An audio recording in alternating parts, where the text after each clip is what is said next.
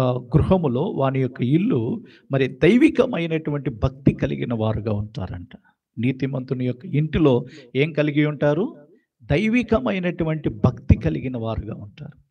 ఈ రోజుల్లో ఎన్ని కుటుంబాలలో భక్తి కలిగినటువంటి కుటుంబాలుగా ఉన్నాయి?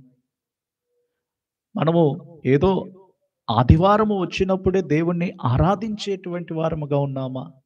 లేకుంటే భక్తి కలిగినటువంటి వారముగా ఉన్నామా? దైవభక్తి అనేది మన జీవితాలలో ఏలుబడి చేస్తూ ఉన్నదా? దైవభక్తి కలిగినటువంటి ప్రజలముగా మనం నడుచుకుంటున్నామా?